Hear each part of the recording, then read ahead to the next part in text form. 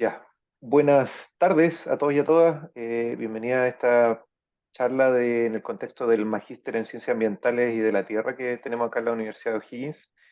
En esta oportunidad tenemos de invitado a Cristóbal Galván.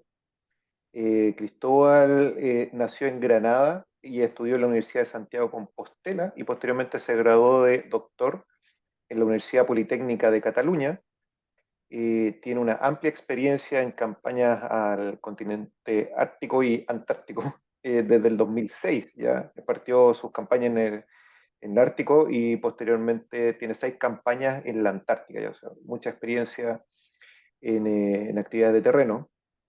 Partió trabajando como postdoc en Sigiden, luego fue profesor asistente en UNAP y actualmente es profesor titular en la Universidad Mayor, y su área de investigación en términos generales tiene que ver con la contaminación atmosférica, y en la charla de hoy nos va a dar más detalles sobre la contaminación que se ha observado en la Antártica. Muchas gracias, Cristóbal. Muchas gracias, Raúl, por la presentación. Bueno, eh, estudio, como bien dijo, contaminación atmosférica es uno de mis focos, pero también me interesa mucho, y eso es lo que ha centrado mis preguntas científicas antes de empezar con la charla un poco, de cómo esa contaminación atmosférica interacciona con las otras matrices ambientales, ¿no?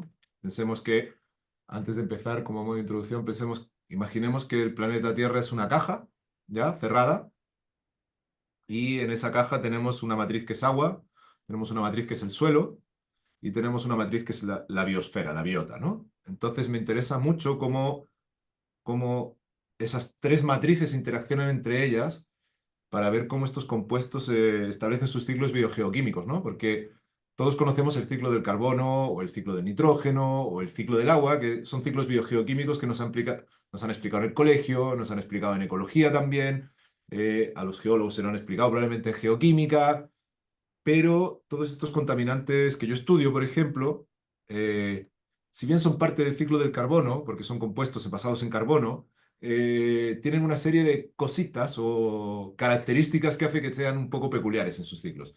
Y además, antiguamente se pensaba mucho que todo se arreglaba con las propiedades físico-químicas y no había interacción de la biota, pero ahora nosotros lo que estamos viendo y parte de las cosas que voy a enseñaros es que realmente la importancia de la biota, no solo de la biota, para que tengáis un ejemplo, zooplancton, que básicamente son invertebrados chiquititos que hay en el mar, o fitoplancton, que son microalgas unicelulares que están flotando en el agua, entre comillas, eh, sino también incluso las bacterias son capaces de afectar los ciclos biogeoquímicos de estos compuestos. Y eso es algo que hemos ido encontrando recientemente y que ahora está, no bastante de moda, pero con el desarrollo de las técnicas ómicas, que es algo de lo que yo le hice el quite durante toda mi carrera.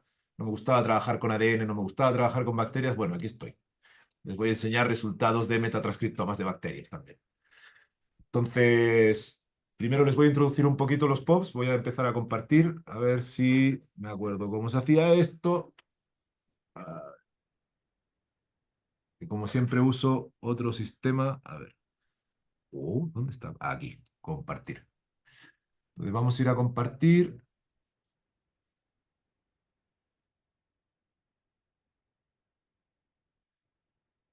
Déjenme un momentito que tengo que autorizar al Zoom,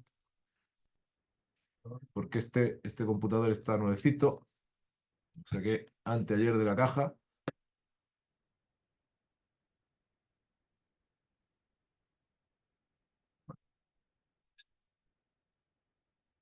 Sistema, listo. Ahora me debería dejar compartir.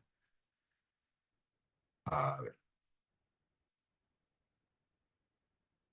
¿ven la pantalla? Sí, ¿no? Sí, se ve todo Voy bien. a voy a darle a presentar. Se ve bien, maravilloso.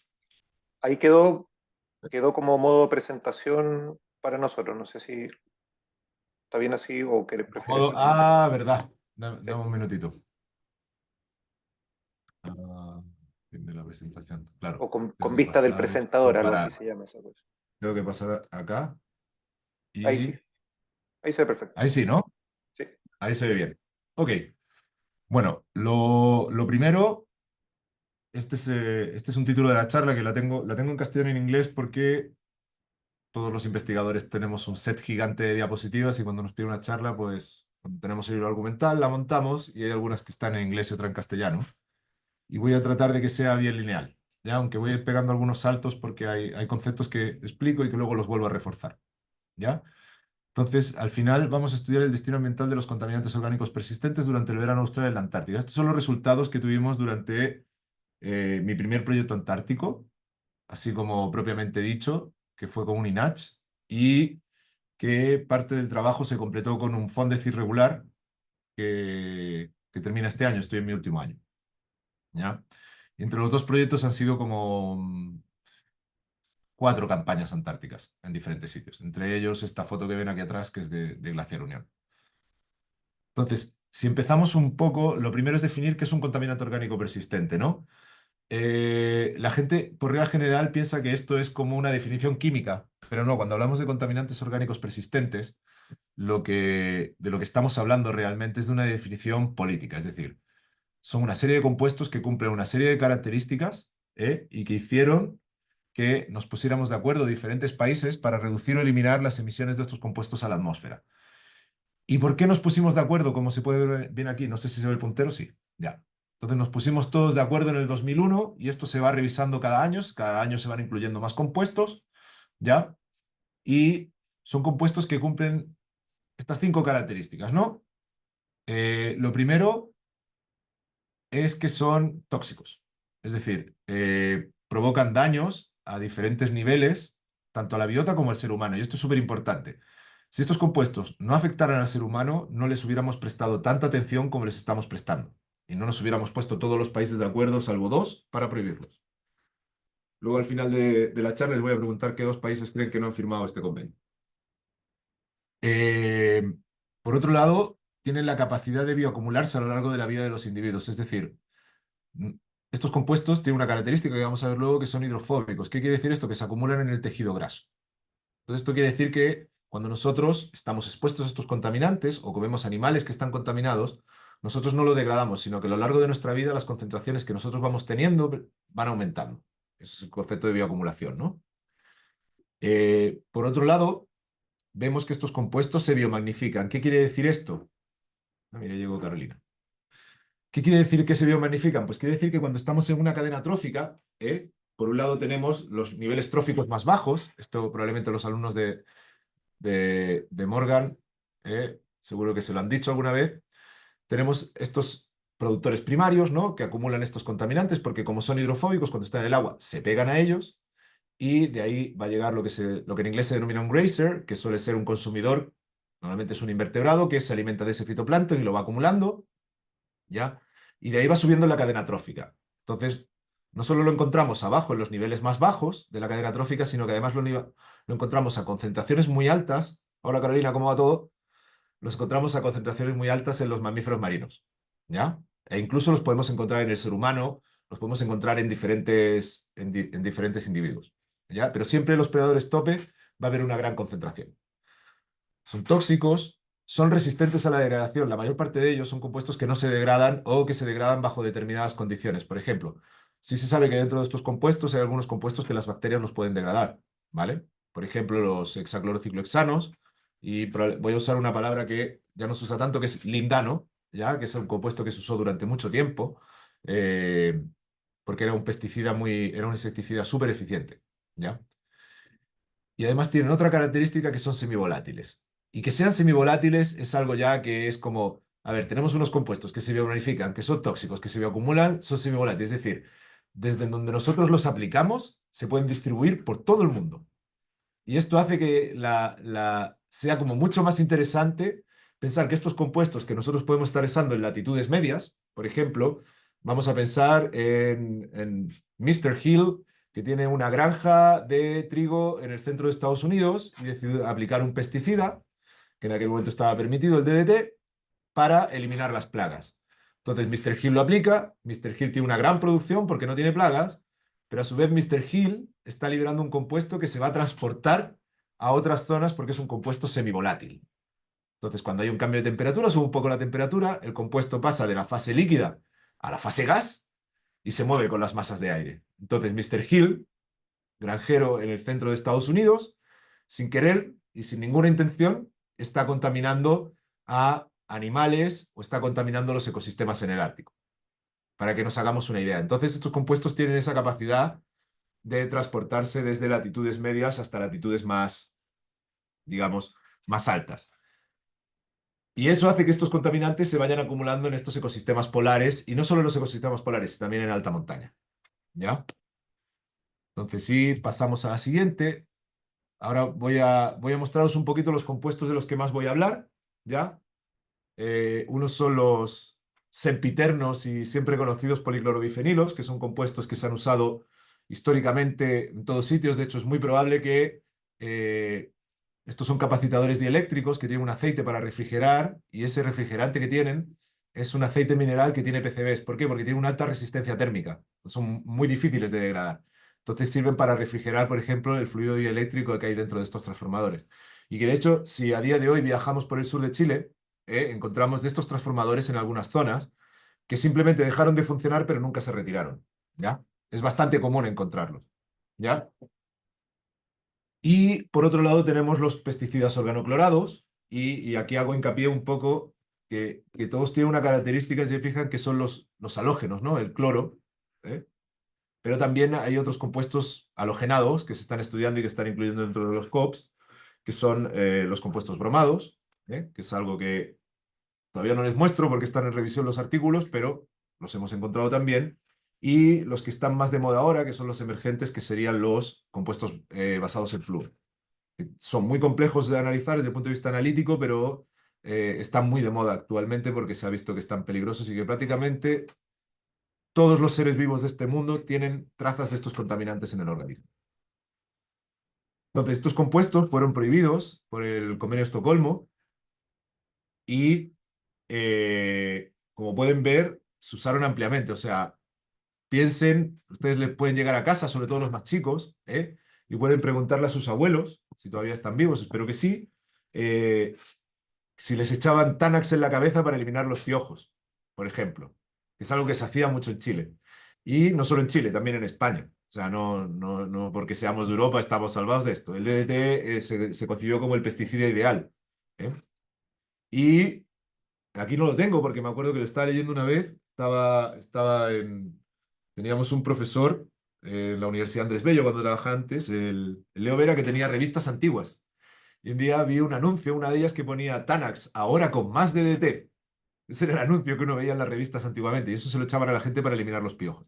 Si bien el DDT todavía está permitido su uso bajo determinadas condiciones, pero prácticamente en Chile, por ejemplo, ahora mismo ya está prohibida su importación y su uso. Ahora, la importación y el uso del DDT en Chile se terminó de prohibir este año. ¿eh? Porque las cosas de Palacio van despacio.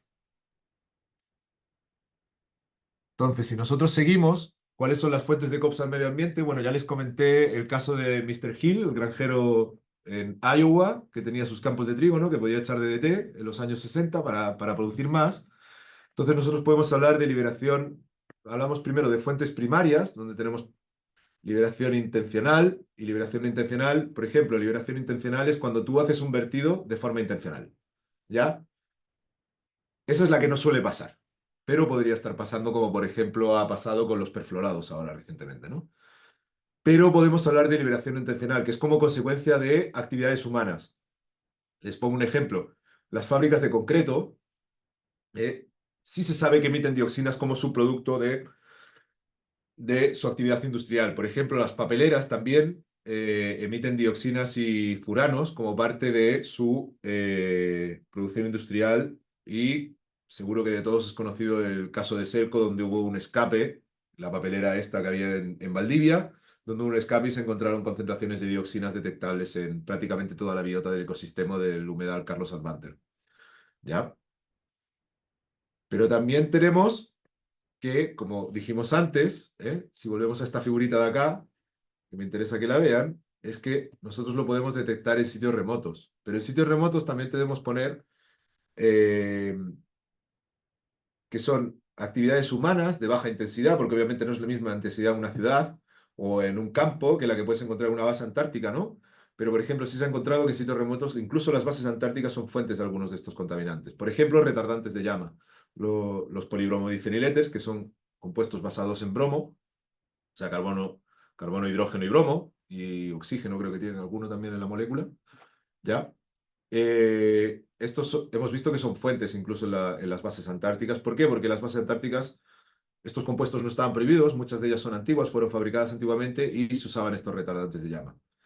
Eh, para que se hagan a la idea, piensen si algún día compraron una alfombra y esta alfombra venía envuelta en un plástico y cuando ustedes abren esa alfombra, ese olor que sube, eso normalmente, no, que es como rico, entre comillas, eso normalmente son una cantidad de compuestos volátiles que le echan a la alfombra como tratamiento para que cuando uno le aplica fuego no arda rápidamente, sino que se mantenga y tarde en arder.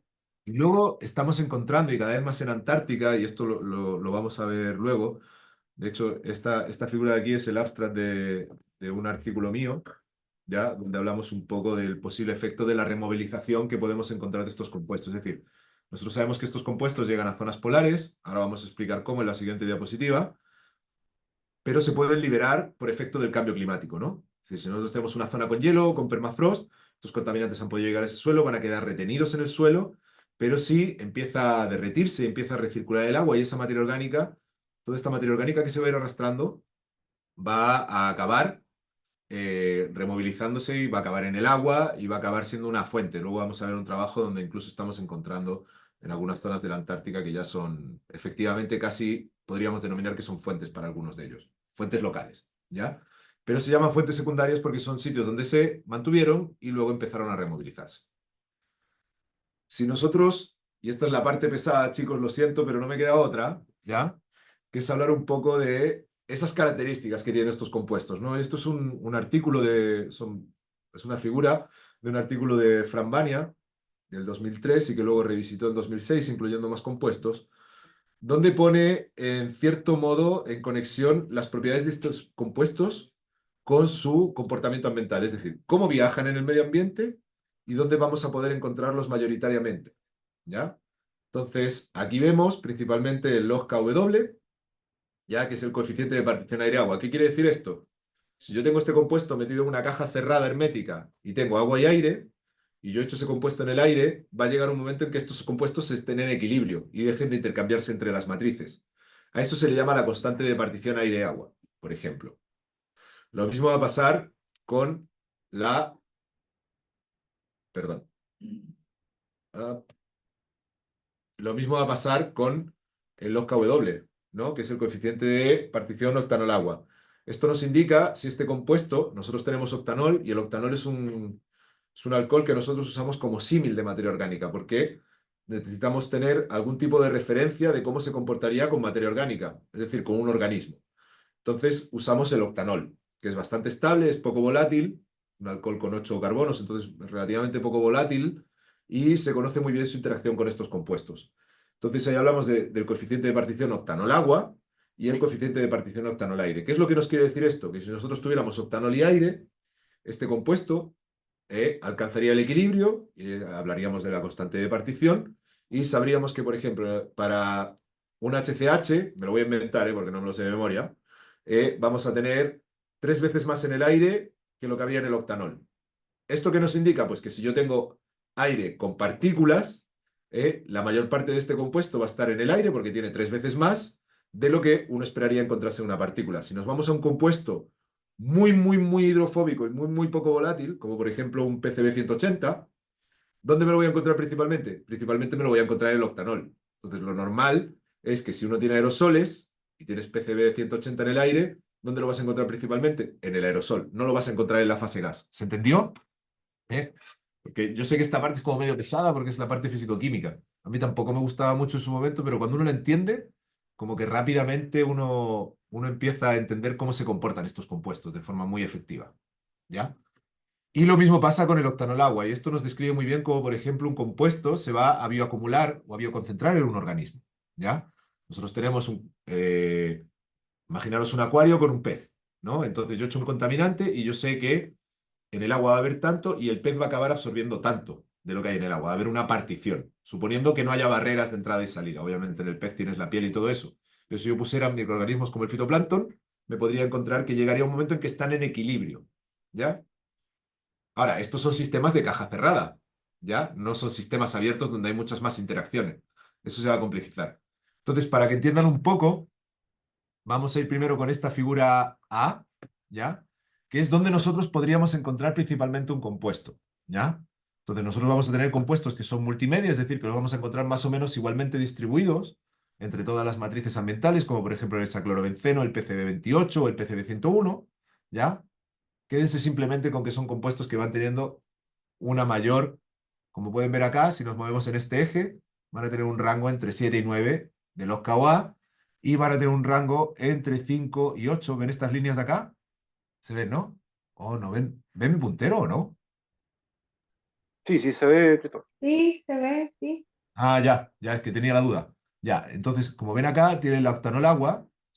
Recuerden que esto es un, aunque se ven dos dimensiones, son tres ejes. Y aquí, y vemos que entre el 5 y el 8 van a estar siempre multimedia. ¿Ya? Pensando en estas características. Pero luego vamos a tener algunos, por ejemplo, que van a ser más solubles, como el alfa HCH, que va a estar principalmente en el agua y en el mar. Luego vamos a tener compuestos que van a estar principalmente en suelos, que son aquellos más pesados, menos volátiles, con un KW mucho más alto, acercándose al 9. ¿eh? Y luego vamos a tener compuestos que van a estar más en la atmósfera, que acá no se muestra ninguno porque muchos de ellos son gases muy volátiles. Por ponerles un ejemplo, el butano, el propano, el metano, el bifenilo, ya que son compuestos muy volátiles. Y lo importante acá es que ya sabemos dónde los vamos a encontrar principalmente, pero como son volátiles, también nos vamos a encontrar que como ellos se encuentran distribuidos principalmente en algunas matrices, lo que vamos a ver es cómo ellos pueden viajar a través de los diferentes ecosistemas. Entonces vamos a tener lo que se denominan flyers, que son compuestos que vuelan, es decir, una vez llegan al aire, van a ser transportados directamente por el aire y nunca van a ser intercambiados, sino que van a llegar al sitio final y ahí por temperatura puede ser que se depositen, por ejemplo, un bifenilo o algo bastante más volátil y independientemente de su KW. Pero luego vamos a tener compuestos que se denominan multiple hoppers. Y esto aquí es donde entran los COPs en acción. Porque la mayor parte de los COPs caen dentro de los multiple hoppers o intermedio, como podemos ver acá, que están entre swimmers y multiple hoppers. ¿Por qué? Porque estos pueden saltar entre el suelo y el aire, los que están en esta zona de acá, pero los que están acá van a poder saltar entre el agua y el aire. Entonces van a sufrir procesos de salto, es decir, llego, me deposito en una zona, hay un cambio de temperatura, me vuelvo a volatilizar y así me voy moviendo hacia latitudes más frías, ya por movimiento de las masas de aire. Entonces, en los sistemas acuáticos principalmente los podemos encontrar disueltos y volatilizarse a través del intercambio difusivo, como les dije, o pueden unirse a partículas ricas en materia orgánica y se van a ir a los sedimentos probablemente, aunque estamos viendo que no es tan así. Pero en sistemas acuáticos estos son los dos principales procesos que pasan. Entonces, aquí vamos a ver qué es lo que podría afectar un poco a estos intercambios, ¿no? Porque pueden permanecer disueltos o volatilizarse. Bueno, vamos a estudiar cómo es la volatilización. ¿Ya? Nosotros tenemos compuestos que están en la fase gas y tenemos compuestos que están en la fase disuelta. Esto es el abstract de un artículo, así que no se fijen tanto en las flechas. ¿Ya? Entonces, si nosotros tenemos un sistema en equilibrio, esta tasa de intercambio va a ser igual, tanto de volatilización como de posición. ¿Qué quiere decir esto? Que el intercambio neto es cero. ¿Ya? Y a eso se le llama la ley de Henry. ¿Ya? Es una constante de partición entre el agua y el aire. En equilibrio. Pero sabemos que esta ley de Henry no es constante, sino que esta ley de Henry va a depender principalmente de la concentración en el agua y de la temperatura. ¿Por qué? Porque es una propiedad físico-química que es dependiente de la temperatura. Para que se hagan a la idea, si yo caliento agua, ¿qué es lo que pasa? Empieza a salir vapor de agua de una olla, ¿verdad? Y se empieza a evaporar agua. Eso es porque se va desplazando el equilibrio en la ley de Henry para el agua, para el vapor de agua, y se va a levantar. Por ejemplo, si yo hago un café caliente, ese olor a café caliente, ¿eh? Es un olor, es un compuesto químico que se está evaporando por el efecto de la temperatura y que a lo mejor, si el café estuviera frío, no sería tan aparente para nuestra nariz porque se estaría volatilizando menos. ¿Ya?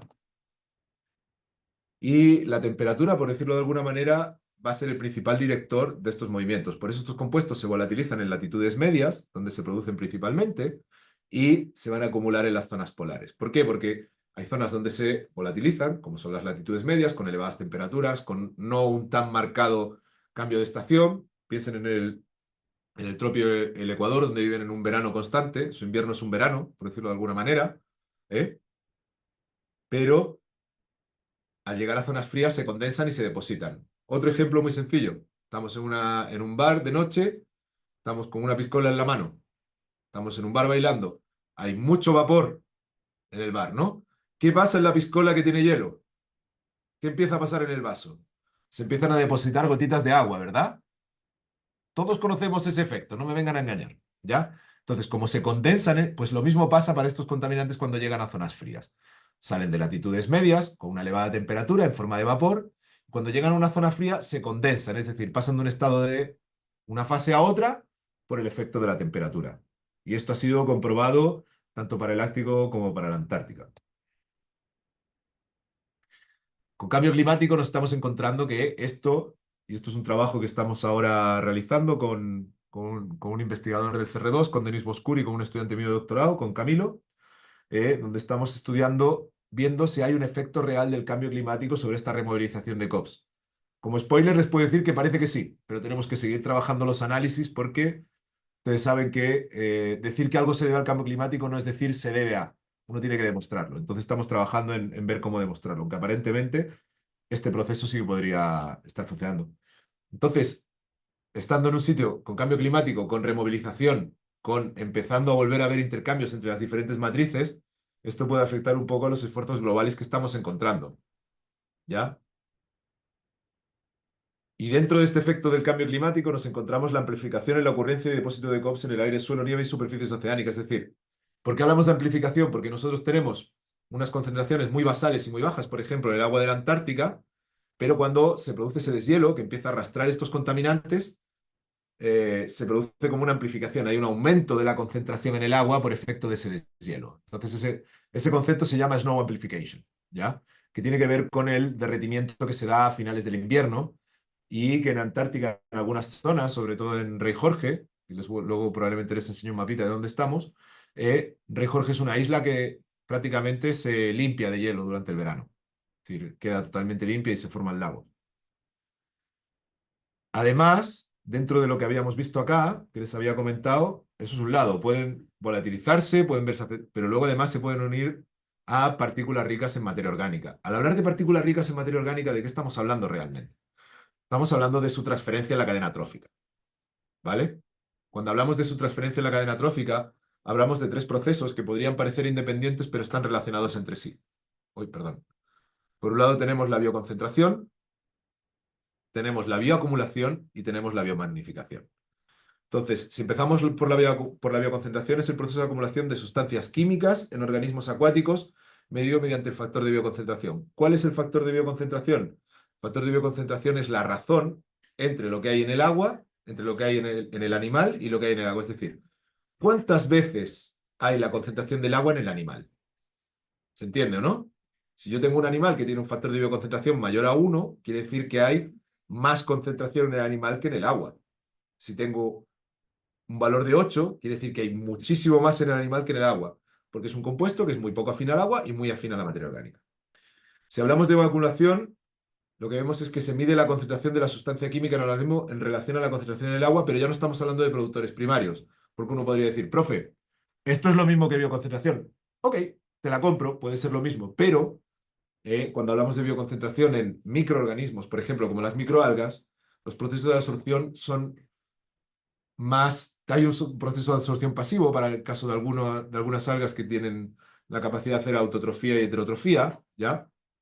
Para los mixótrofos, pero en el caso del fitoplancton, que no tiene capacidad de incorporar estos compuestos de forma activa, como este compuesto es hidrofóbico, es como un pegamento que se va a pegar a la superficie del animal. Entonces es un proceso más pasivo. Cuando ya hablamos de bioacumulación, ya hablamos de consumo. ¿Qué quiere decir? Que se acuerdan que ahora estos invertebrados, que en inglés se conocen como grazers, que se alimentan de este fitoplancton, y hay un consumo activo de este fitoplancton, y hay una incorporación a través de la alimentación, pero además hay una incorporación a través de la respiración. Aunque lo que sí sabemos es que la principal fuente de llegada de estos contaminantes a los organismos siempre es a través de la alimentación. Y luego tenemos lo que es el proceso de biomagnificación, donde en esta figurita que podemos ver tenemos por un lado el zooplancton, que se ha alimentado de estos microorganismos, que a su vez va a ser consumido por peces, y si ustedes se fijan, cada vez hay más contaminantes a medida que vamos subiendo, ¿eh? Hasta que llegamos al nivel trófico más alto. Es decir, las concentraciones se van magnificando a medida que vamos subiendo en la cadena trófica. Es decir, son concentraciones mucho más grandes.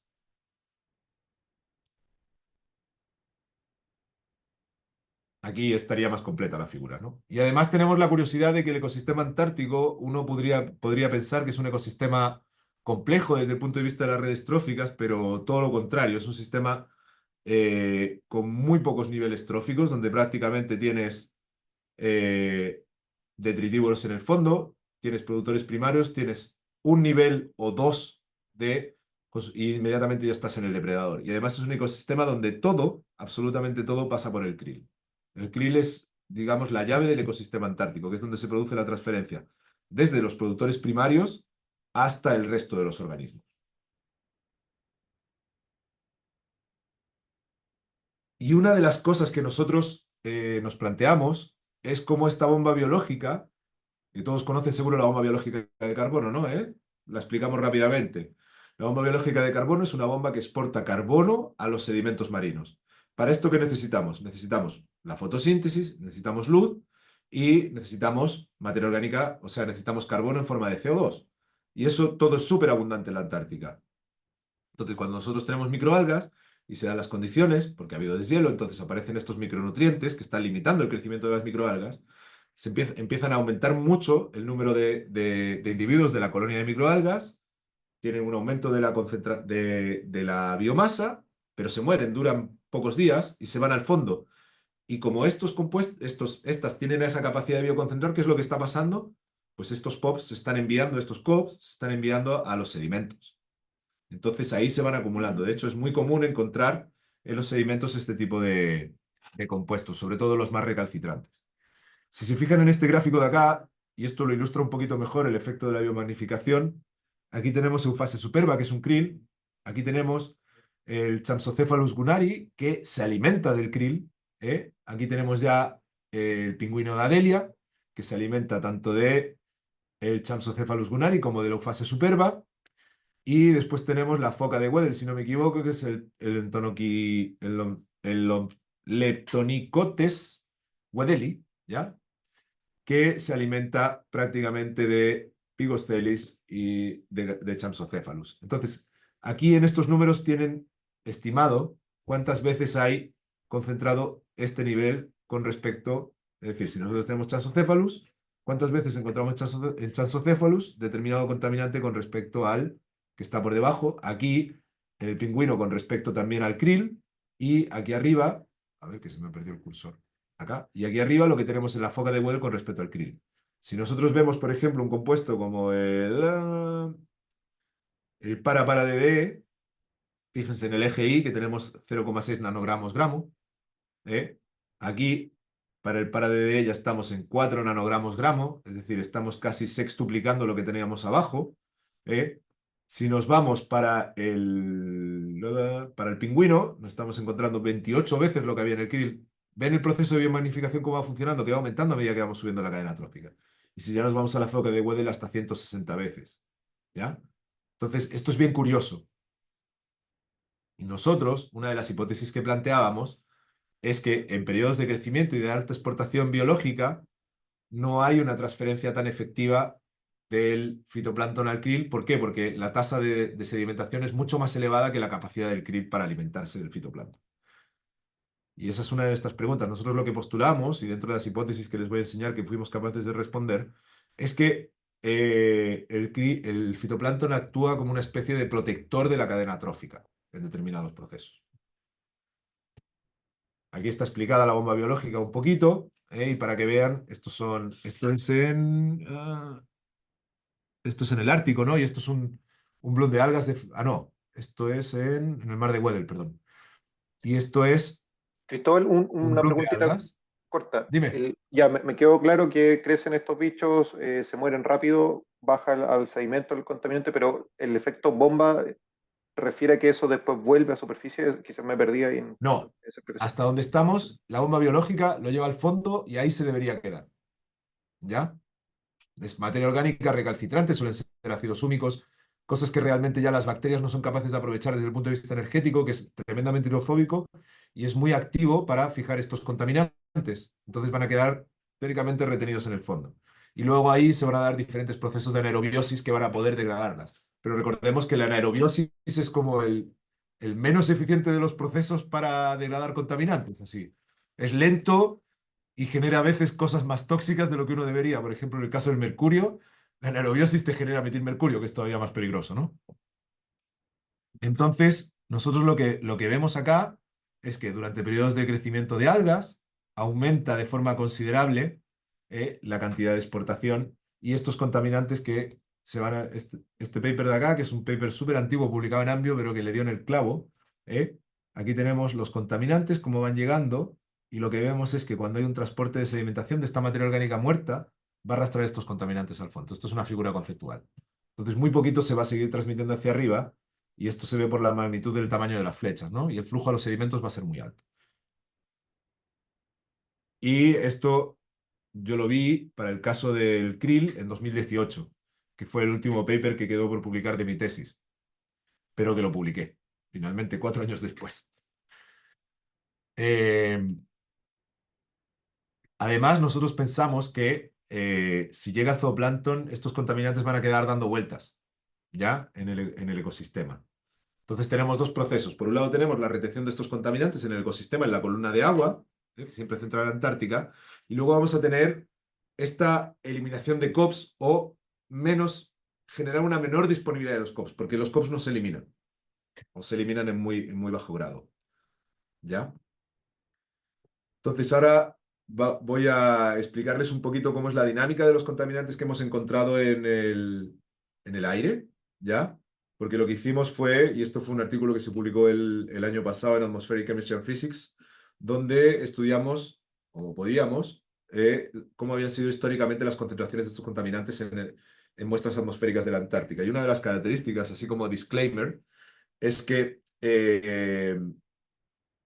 tenemos que estos contaminantes, no hay campañas per se de monitoreo donde se esté monitoreando de forma continua, ¿no? No es como, por ejemplo, las series de tiempo de CO2 de Mauna Loa, donde tienes datos desde tiempo inmemorial y que te ha permitido comprobar el efecto del cambio climático, ¿no?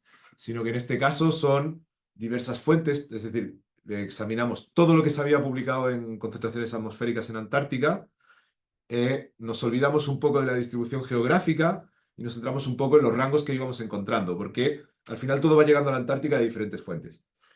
Entonces, lo primero que vimos, decidimos estudiar cómo habían sido históricamente las concentraciones en aire desde que se empezaron a publicar datos a principios de los 90, ¿eh? Y al final, cada una de estas líneas que ustedes ven acá, perdón, cada una de estas líneas que ustedes ven acá, ¿eh?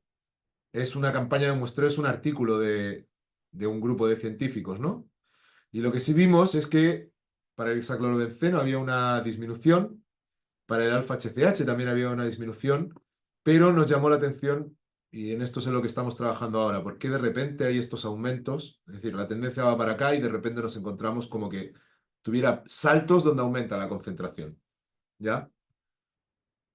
Entonces nos encontramos que los niveles máximos de hexaclorobenceno siempre los encontramos en Rey Jorge. El hexaclorobenceno es un compuesto que es totalmente ubicuo en prácticamente toda la atmósfera del mundo. Y pensamos que puede haber una reemisión desde superficies ambientales convirtiéndose lo poco que había depositado en una fuente atmosférica. Y esto por efecto del cambio climático. ¿Ya? Aquí pensamos que los efectos del cambio climático se están viendo un poco en las concentraciones de estos contaminantes de forma histórica. ¿Ya? Para el alfa-HCH lo mismo, para el lindano lo mismo, pero en menor medida. ¿Eh? Pero sí vimos que todas estas bajadas de concentraciones eran menores a 0,01, teniendo en cuenta y con la salvedad del poco poder que tenemos, porque los datos son muy pocos y son muy dispersos. ¿Ya? No hay, por desgracia, no hay una serie temporal larga, pero sí todo apunta a que esta legislación y prohibición que ha habido en principio ha ido favoreciendo que bajaran las concentraciones. En el Ártico, por ejemplo, sí se ha visto, donde sí se monitorea de forma continua, sí se ha visto cómo el efecto de este convenio de Estocolmo y esa prohibición, donde se vio que estaban subiendo y de repente, ¡pum! Y a medida que lo iban prohibiendo más países, iban bajando más las concentraciones. Aquí en la Antártica no hemos visto eso. Por ejemplo, para los pesticidas sí vimos que las más altas se registraron en los 80 y no pudimos bajar los datos para mostrarlos acá, básicamente porque en aquella época la gente no ponía datos, sino que ponía un gráfico y no había datos para poder examinarlo. No es como ahora que uno sube todo a un repositorio o el material suplementario. En aquel momento las revistas tenían un espacio limitado. Entonces lo que estamos viendo es que ha habido una eliminación de las fuentes, pero nos llamaba la atención el caso del hexaclorobenceno y sobre todo del alfa. Para el DDT tenemos niveles mucho más bajos, con unos P's no tan potentes, pero también se ha visto una tendencia decreciente. Y esto ha sido como el DDT igual está súper prohibido y solo se usa en determinadas condiciones, pero históricamente estamos viendo que ya sea el 2,4 para DDT, es un compuesto que ha ido decreciendo, también el metabolito, el 4,4 para orto para DDT, perdón, y el 2,4 orto para DDE, que también son compuestos que han ido bajando las concentraciones históricamente. Pero también tienen que tener en cuenta que la mayor parte de los datos se concentran en estos años. ¿Y esto por qué tiene que ver? Bueno, porque las técnicas analíticas han ido mejorando. Antes, por ejemplo, uno apenas podía detectar 2 o 3 compuestos, ahora puedes detectar entre 20, 30, 40 y ya con las técnicas analíticas más modernas, con HPLC, TOFMS, tú incluso puedes hacer non-target y ver miles de compuestos con determinadas metodologías. ¿eh? Entonces, ha ido mejorando la tecnología y se ha vuelto incluso mucho más accesible. Ya a mí hace 5 años me parecía impensable poder hacer compuestos perfluorados y ahora lo veo como algo que es perfectamente factible. ¿Por qué? Porque la tecnología ha bajado de costo y cada vez es un estándar más usado. Y lo que sí vimos, ay, ratón, lo que sí vimos es que las concentraciones son más altas en esta zona de acá que las que encontrábamos en esta zona de acá, simplemente por hacer una pequeña comparación, sobre todo para el hexaclorobenceno y el alfa-HCH, y no para el caso del lindano, pero los datos eran bastante menores. Ahora vamos con los PCBs y para esto sí que hay bastantes más datos porque se llevan estudiando desde hace mucho más tiempo. Y aquí lo que os muestro son 7 PCBs. ¿Por qué? Porque normalmente se estudian estos 7 PCBs en casi todos los papers porque son como representativos de su grupo. Si nosotros tenemos un PCB 180, es un PCB con un determinado número de cloros y cuyas características físico-químicas van a ser igual a cualquier otro PCB con un número similar de cloros. Para que me entiendan, vamos a poner un momentito una molécula de PCB, ¿ya? Aquí tenemos, por ejemplo, esta es la estructura general de un PCB, perdón. Acá se ve la estructura general de un PCB y como vemos van aumentando los cloros, ¿no? Pues entonces, si yo tengo el PCB 47, que tiene 4 cloros, y estudio el PCB 47, asumo que, en generalidad, todos los PCBs que tienen 4 cloros se van a comportar de una manera similar. ¿Se entiende o no? Entonces, lo que se decidió es estudiar estos 7, que son los más representativos y que al final eran los más reportados, y sí hemos visto que hay disminución bastante clara de estos compuestos, y lo que no estamos viendo es lo que nos encontramos, por ejemplo, para los HCHs, que son mucho más volátiles, que si estamos empezando a verlos en el aire a concentraciones un poquito más altas. ¿Ya? También vimos que para algunos de ellos, sobre todo para los más volátiles, el 138 y el 101 son casi parecidos, y el 118 también. ¿eh? Veíamos que había algunas diferencias entre el este y el oeste, pero tampoco entendíamos muy bien por qué. Como que no encontrábamos como una explicación. Sí pensamos que puede ser que haya un transporte más efectivo a esta zona porque está más cerca a esta zona de Sudamérica, de la que esta zona de acá podría estar de África o esta zona de acá de Australia. ¿Vale? Pensamos que tenía que ver con la lejanía, porque estos compuestos tienen mayor capacidad de vuelo, es decir, pueden llegar más fácilmente. Entonces pensamos que podían ser esas las diferencias, pero tampoco nos hacía tanto sentido. Y lo que hicimos fue calcular las vidas medias en el aire, ¿no? Si nosotros tenemos esta tasa de caída, nosotros podemos calcular la vida media, que es el inverso de la pendiente. ¿Ya? Entonces lo que sí vimos es que aquellos compuestos, perdón aquí porque están con letra, deberían estar con símbolo, pero problemas del PowerPoint no me lo interpreta, no sé por qué. Esto debería ser alfa y esto debería ser lindano. Lo que sí vimos es que aquellos compuestos que son más volátiles y que son más recalcitrantes tienen vidas medias muy largas y que estos compuestos tenían vidas medias más cortas, lo cual era relativamente consistente con la literatura. ¿eh? Pero lo más interesante para nosotros fue cuando lo comparamos con lo que había en el Ártico, ¿ya? Y con lo que había con otros sistemas donde se había monitorizado. En este caso, eh, sería el Ártico con Bernier y Heights. No, Bernier y Heights es en la zona de los Grandes Lagos, que es un sistema que se está monitorizando continuamente en el norte de Estados Unidos, el sur de Canadá, y que además es como un campo de estudio para el estudio de los compuestos orgánicos persistentes, sobre todo el trabajo de Ronald Heights, que es como un histórico del área, y luego Wong en el 2021. Y nosotros lo que vimos es que para aquellos compuestos, para la mayor parte de ellos teníamos rangos que se podían superponer y que no eran significativamente diferentes. Lo que sí nos llamó la atención, y que esto tiene que ver probablemente con el transporte, es que teníamos vidas medias mucho más cortas en esta zona, en la Antártica, que las que podíamos tener en el Ártico, salvo para los más pesados. Y nosotros pensamos que esto se puede deber probablemente a que en el hemisferio norte tienes todavía mucha más emisión secundaria que la que tú tenías en el hemisferio sur. Entonces eso puede hacer que tenga mayores vidas medias en el aire, que es el tiempo que tarda, para que se gana la idea, que es la vida media de un compuesto en el aire, es el tiempo que tarda en reducir su concentración a la mitad en una matriz ambiental. Entonces ahora les vamos a explicar algunos resultados, les paso a explicar. En este caso, ¿eh? Tenemos resultados de hexaclorobenceno y de PCBs, tanto en el aire como en el agua, en la Antártica, donde tenemos valores bastante bajos, que son comparables, en el caso de este estudio, son comparables históricamente a lo que ha habido anteriormente. De hecho, estamos casi en el límite. Una de las cosas que yo comentaba con algunos investigadores en el último congreso que estuve en la CETAC en Sevilla hace unos meses, era que cada vez es más difícil detectar estos compuestos porque ya estamos en concentraciones muy bajas. Entonces uno ya no puede andar trabajando con un cromatógrafo de gases y captura de electrones, que es un equipo que es muy robusto, que tiene buenos límites, pero cuando las concentraciones son muy bajas, uno se tiene que ir ya a cromatografía de gases con masas, con detección de masas acoplada. Ya el captura de electrones ya no te está sirviendo. Entonces, yo tengo un captura de electrones en mi laboratorio que se ha convertido en un pisapapeles gigante, súper bonito, pero ya me sirve de bien poco, ¿eh? Pero los estudiantes lo usan para aprender a usar cromatografía y demás. Y en el agua nos encontramos también los mismos compuestos.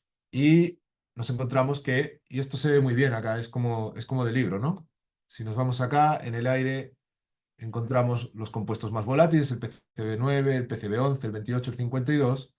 Y en el agua ya nos llamaba un poco la atención de que también hubieran estos principalmente, porque son solubles también, pero uno esperaría encontrarlos más en el aire. ¿Y por qué los encontramos en el agua? Y eso nos llamó un poquito la atención. Y las concentraciones eran comparables un poco, aunque en el rango bajo, con trabajos que había habido recientemente, no solo en la península en la península Fildes, sino también en la bahía, sino en la costa antártica. Pero nosotros pudimos detectar casi todos los compuestos. Y esto sí que lo hicimos por cromatografía de gases acoplada a detección de masas con triple cuadrupolo. Estos análisis los hacemos en Recetox, en la República Checa. Entonces, lo primero que decidimos, bueno, ya nos llamó la atención que estos compuestos estuvieran tanto en el agua y decidimos estudiar el intercambio. Es decir, bueno, si hay en el agua, veamos el intercambio, porque a lo mejor hay mucho intercambio del aire al agua. ¿Cuál fue nuestra sorpresa? Que nos encontramos todo lo contrario a lo que nosotros nos esperábamos. Y de hecho, lo primero que hicimos fue repetir los cálculos. Primero los hizo la estudiante, Thais, que ahora ya es doctora. Después los repetí yo a mano. Y después los volví a repetir a mano como 15 días después, pero a mano, así, con cuaderno y lápiz, para ver si nos estábamos equivocando, porque era como raro encontrarte un compuesto que se está volatilizando desde el agua, el PCD9, encontrarte casi todos en equilibrio y encontrarte solo el PCB180 intercambiándose entre el aire y el agua. Es decir, yo me hubiera esperado a lo mejor esta misma figura, pero desplazada un par de números más abajo, ¿no? Como que hubiera de posición. Y eso nos descolocó un poquito. Luego vamos a pasar a hablar.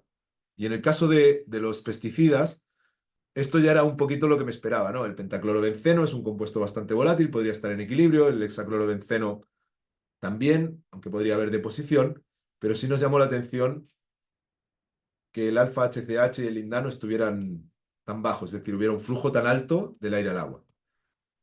Entonces encontramos deposición atmosférica para el alfa HCH, para el lindano, para el hexaclorobenceno, encontramos equilibrio para el hexaclorobenceno, o sea, encontramos deposición cuando este compuesto hasta ahora se consideraba en equilibrio, y en el caso del DDT y el pentaclorobenceno, es la primera vez que se informan las reacciones de fugacidad en Antártica cuando se publicó esto, Yo publiqué recién ahora un artículo en Marine Pollution Bulletin, también con unos datos que quedaron sueltos de mi tesis doctoral, donde vimos que había intercambio del aire al agua. Eso es lo que hizo la pandemia, que todos empezamos a sacar datos de donde podíamos. Y nosotros habíamos visto siempre deposición en aguas abiertas al océano austral y volatilización en zonas costeras. Entonces, vamos primero con los HCHs. Yo, dentro de mi red de colaboradores, trabajo con gente que trabaja con metatranscriptomas y con oceanógrafos. Entonces, me acuerdo que me junté a tomar un café con un investigador de la Pontificia Católica de Valparaíso, con el Juan Hofer, un español que está también trabajando acá, que es oceanógrafo y que trabaja con bacterias. Y con Eduardo Castro, que es un bioinformático que está en la Universidad de Talca, que también se maneja en esto. Y le dije, oye, me estoy encontrando esto y yo sé que estos compuestos las bacterias se los pueden comer. ¿Tenéis muestras tomadas durante ese año en esa zona? Y cuando Juan me dijo, ah, mira, las tomé a la vez que tú, porque estábamos juntos haciendo la campaña. Entonces le dije, ¿y qué tomaste? ¿Tomaste diversidad? ¿Y viste metagenoma, metatranscriptoma? ¿Qué es lo que viste? No, tengo metatranscriptomas. Y ahí justo está el Eduardo también ahí dando vueltas y dice, ah, perfecto, podemos ver si están activadas las rutas metabólicas. Y dije, a ver, me estás diciendo, esto es para que entiendan un poco cómo fue mi proceso, ¿no? Me estás diciendo que podemos ver si las bacterias tienen activada la ruta metabólica para degradar estos compuestos. Me dijo, sí, de todas maneras, súper fácil. Ya listo, hazme la figura. Ahí está la figura. Entonces, yo no necesitaba saber si estaba activada toda la ruta metabólica, sino que necesitaba saber si estaba la llave de entrada a la ruta metabólica que automáticamente ya el alfa HCH deja de ser alfa HCH. ¿Se entiende o no?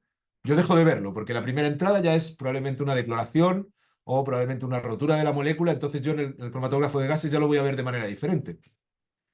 Y me encontré que las dos variantes de los genes de entrada en la ruta metabólica del alfa HCH, en general de todas las bacterias, no pensamos en una bacteria individual, sino pensamos en toda la comunidad. Vimos que había copias por millón y que estaban activas. Incluso en algunos sitios estaban muy activas. Entonces dijimos, ah, quizás esto está secuestrando este alfa HCH del agua y está provocando estos flujos que nos estamos encontrando acá. Y para el lindano, es la misma ruta metabólica, lo podría estar provocando en menor medida. Para el DDT lo hicimos, pero ¿qué es lo que pasa? El DDT sí bajaba, pero no teníamos datos sobre cómo es la ruta y no es la misma. Entonces, hicimos esto mismo y parece ser que en alguna muestra se veía algo, pero aquí se ve claramente que están activados esos genes, ¿no? Y estaban activados en todas las estaciones, en mayor o menor medida, eh, durante toda la campaña, tanto el link A como el link B, es decir, tanto el primer paso de la ruta como el segundo paso de la ruta. Y esto fue como, wow, las bacterias pueden estar afectando las concentraciones de contaminantes en el aire de estos compuestos. Eso, eso me dejó así como que dije, voy a tener que trabajar con bacterias, aunque no quiera. De hecho, ahora estoy escribiendo un Fondesit y esto es parte de los resultados con los que estoy trabajando. Pero lo que sí podemos afirmar es que la degradación está ocurriendo en el agua de forma natural, a temperaturas frías, y esto en el futuro podría tener algún tipo de aplicación biotecnológica. Hay que estudiarlo más a fondo.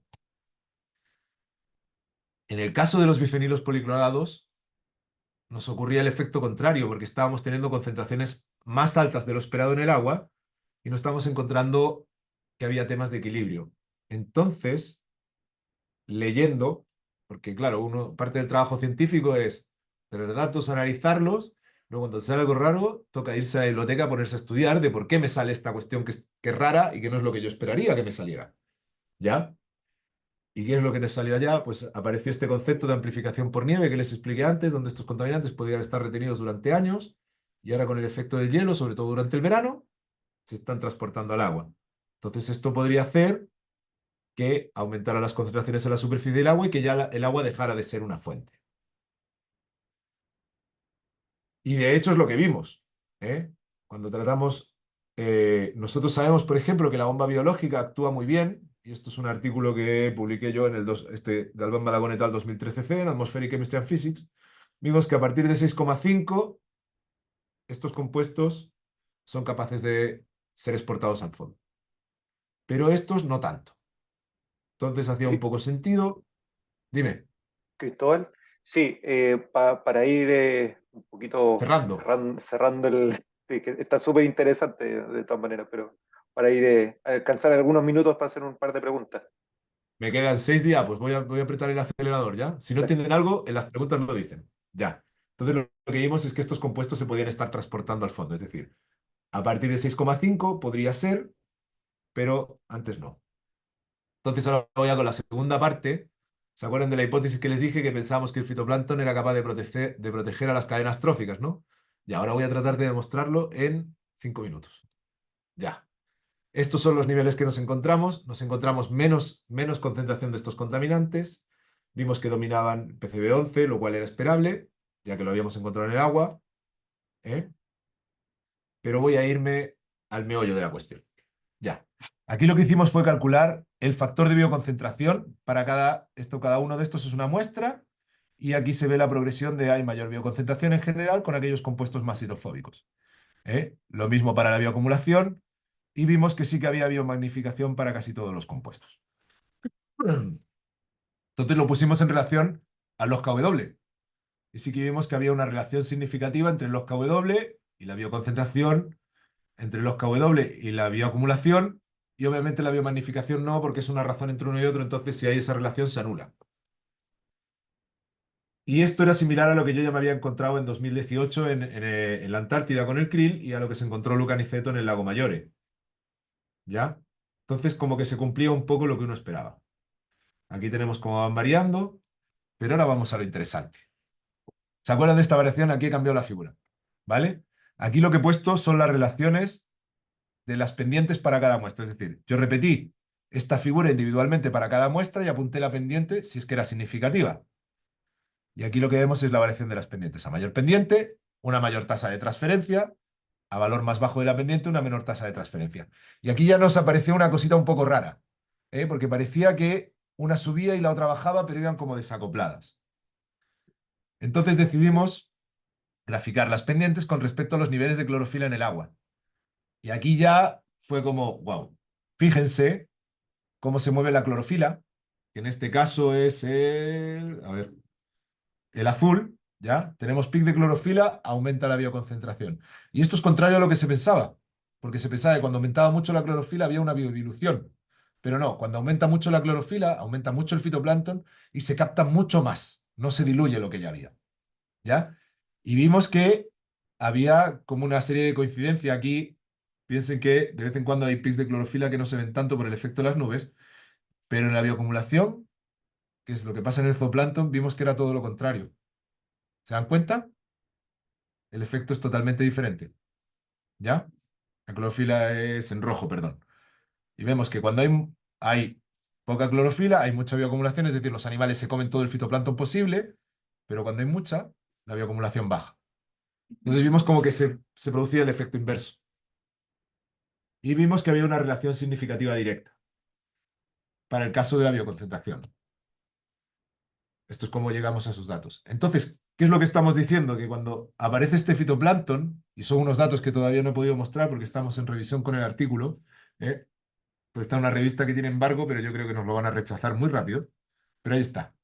Entonces, lo que vimos con las exportaciones es que cuando se dan estos pics, a los 2 o 3 días siguientes, la exportación de contaminantes orgánicos persistentes al fondo aumenta.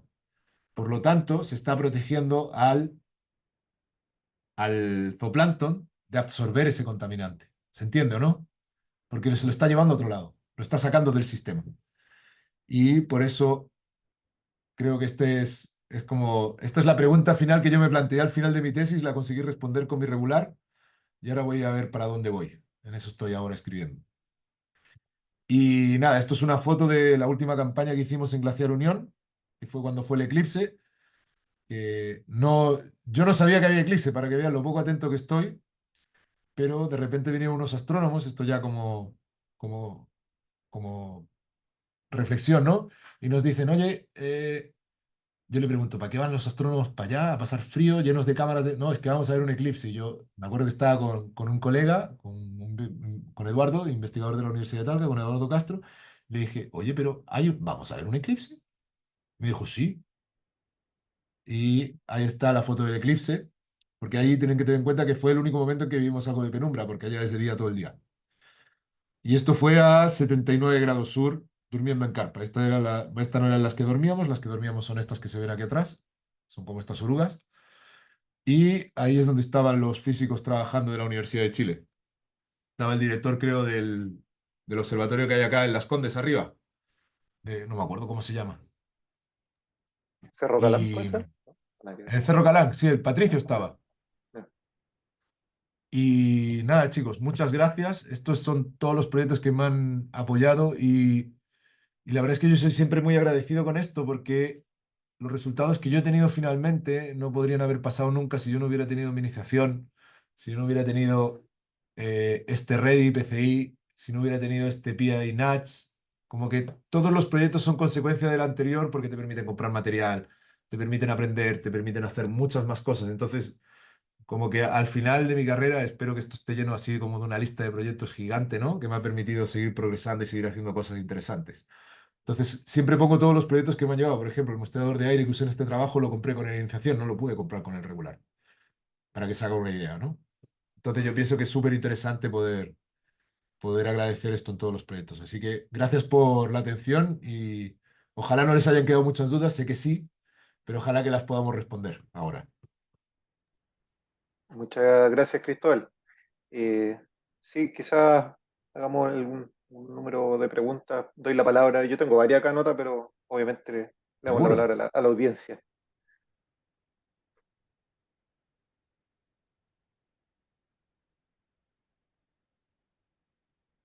Ya, yo me voy a tirar al agua. Ya. Oye, Cristóbal, sí, yo trabajo más con temas atmosféricos y circulación. Me llama la atención, ¿habrá alguna relación, no sé si en la literatura lo has visto, o relacionado con cómo la dinámica del vórtice polar podría influir en la concentración y transporte hasta estas zonas? Puede ser el Ártico o el Antártico, porque Sí, también se ha visto que hay un efecto al menos de amplificación tanto en la magnitud de giro del vórtice como en el área que cubre. Entonces, de alguna manera, eso puede impactar también a cómo se observa luego la dinámica en superficie, ¿no? sí, eso era una de las cosas que estamos viendo ahora precisamente con el trabajo que estamos haciendo con Denis, y es que el movimiento de las masas de aire y la velocidad del movimiento de las masas de aire y el movimiento de este vórtice, obviamente te va a afectar porque una de las características que tienen que ver con la regularización de los compuestos es la velocidad del viento. A mayor velocidad del viento, mayor volatilización. Pero también tiene que ver con una baja de la temperatura y el vórtice también cuando se vuelve más intenso, el aire se vuelve más frío. Entonces, es como difícil de justificar eso porque, claro, tienes mucho viento, lo que teóricamente te da una mayor volatilización, pero tienes también una muy baja temperatura, lo cual hace que estos compuestos se volatilicen poco. O Pero sea, hay una al compensación ahí final, de las dos cosas. claro, lo que Mm. pensamos es que para aquellos compuestos que sean más volátiles, sí se va a reducir algo, pero no mucho. Pero para aquellos compuestos que son poco volátiles, onda PCB 150, por ejemplo, que son relativamente poco volátiles y que una vez llegan a la Antártica es difícil que se muevan más allá de con el agua, pensamos que no podría afectar. E incluso en el paper de Atmospheric Chemistry and Physics comentamos que esto podría estar afectando. Pues ya no solo el vórtice polar, sino que los vientos catabáticos que vienen del interior de la Antártica también vienen súper intensos, vienen con una mayor velocidad y es bastante estacional. Entonces, también pensamos que eso podría estar afectando esa revolatilization y de por qué se ve más en una zona que en otra. Pero esa es parte ya de los atmosféricos puros como tú, que os manejáis mejor en esa parte que yo, porque al final a ver, para mí, yo trato de buscar explicación a lo que me encuentro, ¿no? Entonces yo siempre he dicho, no, tú eres ecotoxicólogo. No, no soy ecotoxicólogo. Olvídate.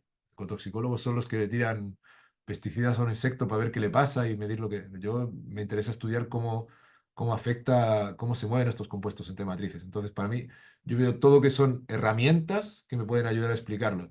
Y en el caso de la circulación del aire, ahora estamos trabajando incluso con los resultados de Glaciar Uniones y hemos visto que, por ejemplo, cuando cambia la dirección de las masas de aire, cambia totalmente el fingerprint de los contaminantes que encontramos en el aire. Es bien curioso también, pero ese trabajo recién tuvimos los resultados este año y la postdoc está recién empezando a trabajarlos.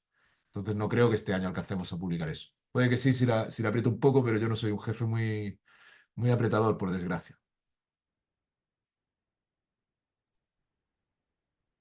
¿Alguien más? Ahí está Claudia Roja. Adelante, Claudia.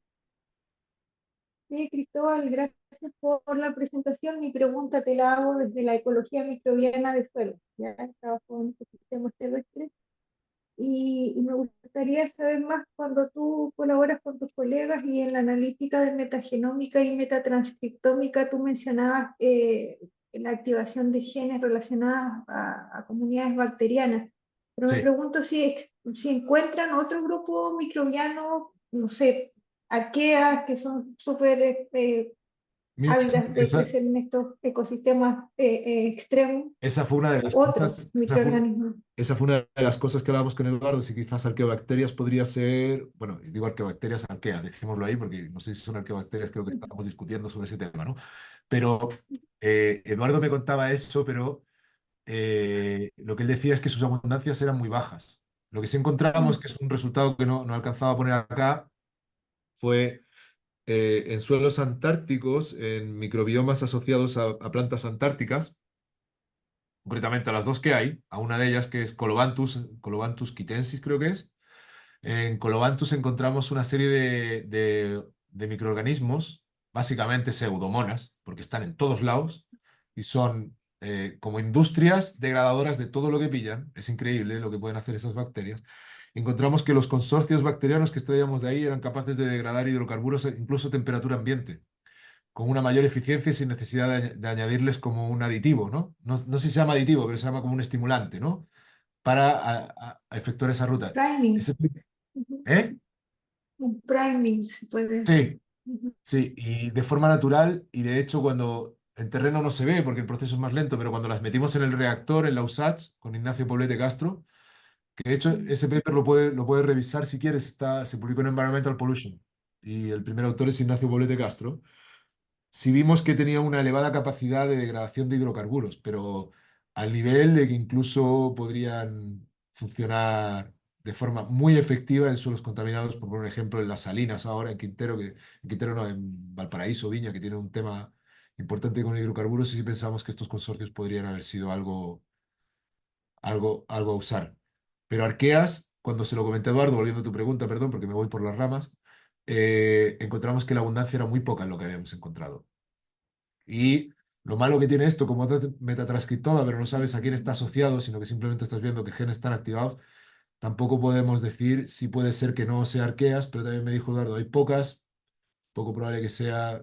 Y él, cuando hizo la diversidad, me dijo que lo más probable es que esté repartido prácticamente entre todos los grupos y no tengas así como un grupo principal, porque si Pseudomonas en el agua marina tampoco es que hubiera tampoco una gran abundancia. Pero podría hablar con Eduardo y preguntarle más concretamente y te mando un correo, así como cuando tenga la biodiversidad, porque eso tienen que hacerlo todavía. Para publicarlo te lo mando, te comparto el artículo para que lo Gracias, veas. súper interesante, gracias.